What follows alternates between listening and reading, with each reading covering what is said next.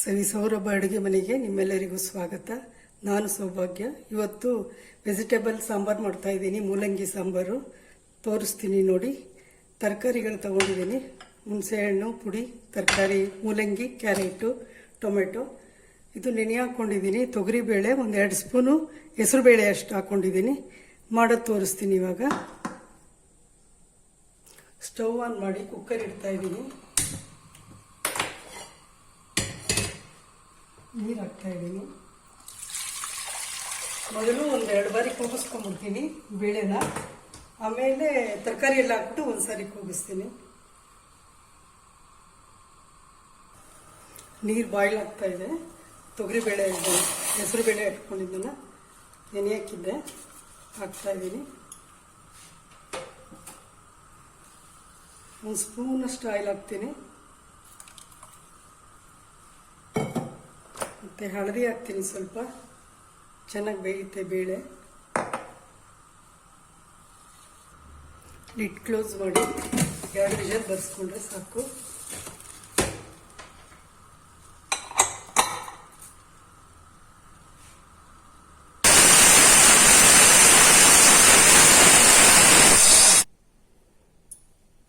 ನೋಡಿ, ಕುಕ್ಕರ್ ತೆಗಿತಾ ಇದ್ದೀನಿ.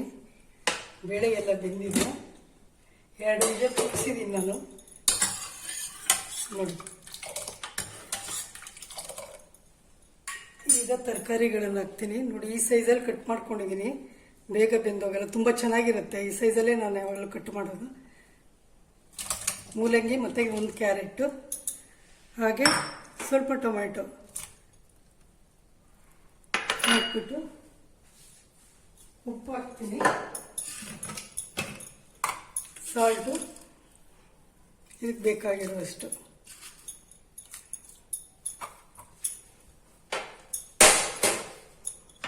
ಹಾಕ್ಬಿಟ್ಟು ಸಾರಿನ ಪುಡಿ ಕೂಡ ಹಾಕ್ಬಿಡ್ತೀನಿ.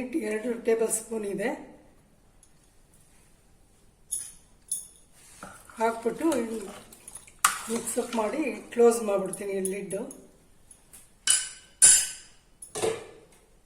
1 ವಿಷಲ್ ಸಾಕು ಇದು. ಇವಾಗ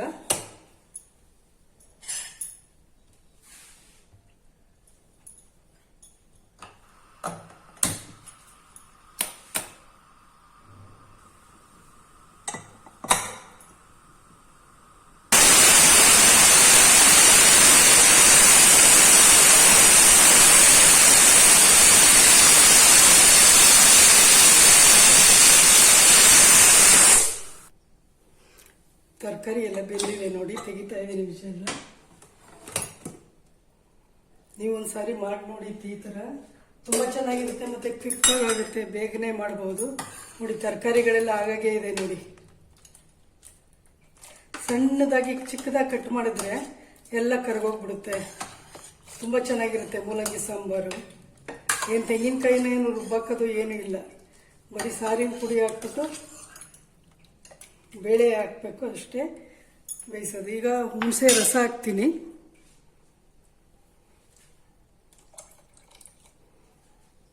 ಹುಣಸೆ ರಸ ಹಾಕಿ ಒಗ್ಗರಣೆ ಕೊಡೋದು ಅಷ್ಟೇನೆ.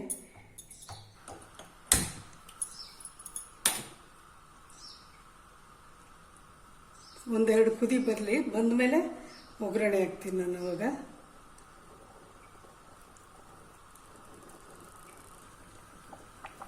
ಇಲ್ಲಿ ಸಾರು ಪಕ್ಕಕ್ಕೆ ಇಡ್ತೀನಿ. ಇಲ್ಲಿ ಒಗ್ಗರಣೆ ಕೊಡ್ತೀನಿ. ಯಾವಾಗಲೂ ನಾನು ಒಗ್ಗರಣೆಗೆ ಬೇರೆ ಪಾತ್ರೆ ಇಟ್ಬಿಟ್ಟೆ ಮಾಡ್ಕೊಡೋದು. ಚೆನ್ನಾಗಿರುತ್ತೆ ಬೇರೆ ಪಾತ್ರೆಯಲ್ಲಿ ಒಗ್ಗರಣೆ ಹಾಕ್ಬಿಟ್ಟು ಸಾಂಬಾರು ಹಾಕಿದ್ರೆ.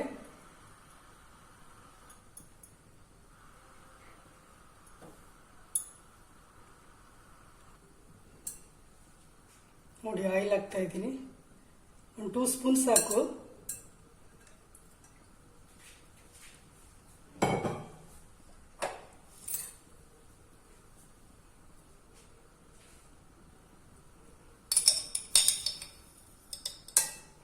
ಸಾಸಿವೆ,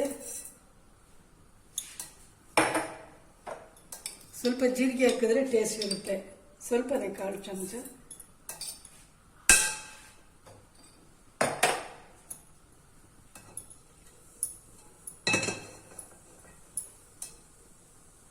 ಸಾಸಿವೆ ಸಿಡಿಬೇಕು.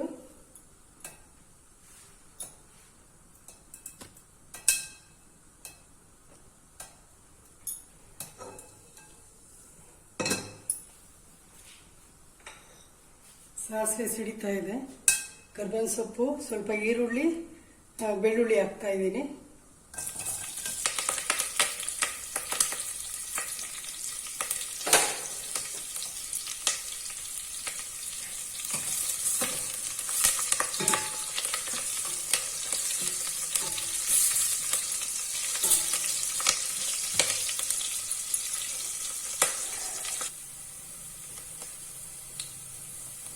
ನೋಡಿ ತರಕಾರಿ ಎಲ್ಲ ಹಾಗೆ ಇದೆ, ಕರಿಗೆ ಇಲ್ಲ. ನೀರಿನ ಕ್ಲೋಸ್ ಮಾಡಿಬಿಡ್ಬೇಕು. ಆ ಸ್ಮೆಲ್ ಎಲ್ಲ ಪಾತ್ರೆ ಒಳಗಡೆ ಇರುತ್ತೆ. ತುಂಬ ಚೆನ್ನಾಗಿರುತ್ತೆ. ನೀವು ಒಂದ್ಸರಿ ಮಾಡಿ ನೋಡಿ. ತುಂಬ ಈಸಿ ಮಾಡೋದು, ಎಲ್ಲರೂ ಮಾಡ್ತಾ ಇರ್ತೀರಾ. ನಾನು ಈ ಥರ ಮಾಡ್ತೀನಿ. ಒಂದ್ಸರಿ ಒಮ್ಮೆ ನೀವು ಮಾಡಿ ನೋಡಿ.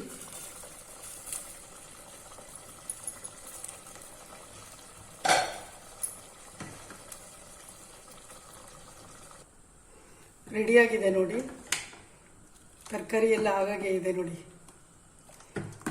ಡಿಶ್ ಔಟ್ ಮಾಡಿ ತೋರಿಸ್ತೀನಿ.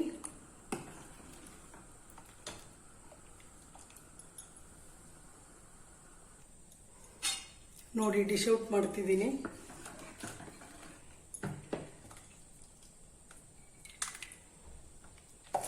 ಲೈಕ್ ಮಾಡಿ, ಶೇರ್ ಮಾಡಿ, ಸಬ್ಸ್ಕ್ರೈಬ್ ಮಾಡಿ ನೋಡಿ.